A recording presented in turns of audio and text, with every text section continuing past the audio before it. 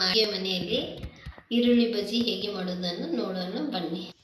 1 cup ಹಸಿ ಕಡಲೆ ಹಿಟ್ಟು ತಗೊಂಡೇನಿ, ಒಂದು 4 ಈರುಳ್ಳಿ ತೊಗೊಂಡೇನಿ. ಈಗ ಇದನ್ನು ಚೆನ್ನಾಗಿ ಕಲಿಸ್ಕೊಳ್ಳೋಣ ಬನ್ನಿ. ಈ ರೀತಿ ಕಲಿಸ್ಕೋಬೇಕು.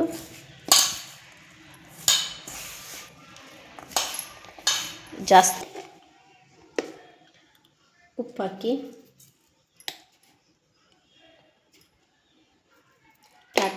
ಮನೆಯಲ್ಲೇ ತಯಾರಿಸ್ಕೊಂಡಿರೋ ಖಾರ ಪುಡಿ. ಖಾರ ನಿಮಗೆ ಎಷ್ಟು ಬೇಕೋ ಅಷ್ಟು. ನಾನಿಲ್ಲಿ 2.5 ಚಮಚ ಹಾಕ್ತಾಯಿದ್ದೀನಿ. ಸ್ವಲ್ಪ ಓಂಕಾಳು,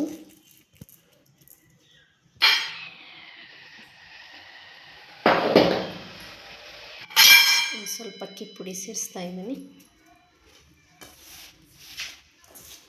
ಈ ರೀತಿ ಕಲಿಸ್ಕೊಬಿಟ್ಟು ಸ್ವಲ್ಪ ನೀರು ಚಿಮ್ಮಿಸ್ಕೋಬೇಕು.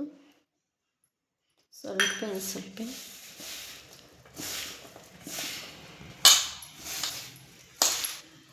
ಸ್ಟಾರ್ಟ್. ಕಲಿಸ್ಕೊಂಡು ಒಂದು 5 ನಿಮಿಷ ಬಿಡಬೇಕು. ಈ ರೀತಿ ಆಗಬೇಕು. ನಾವು ಗೋಲ್ಡ್ ವಿನ್ನರ್ ಎಣ್ಣೆ ಬಳಸ್ತೇವೆ. ನಾವು ಎಣ್ಣೆ ಹಾಕ್ರಿ. ಈಗ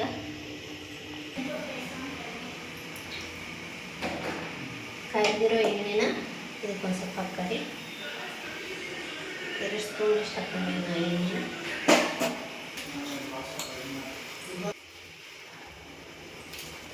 ಈ ರೀತಿ ಕಲಿಸ್ಕೊಳ್ಳಿ.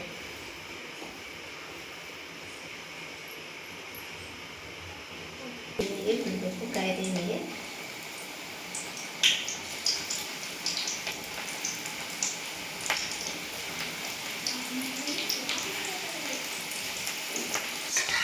ಈ ರೀತಿ ಕಂದು ಬಣ್ಣ ಕರಿಬೇಕು.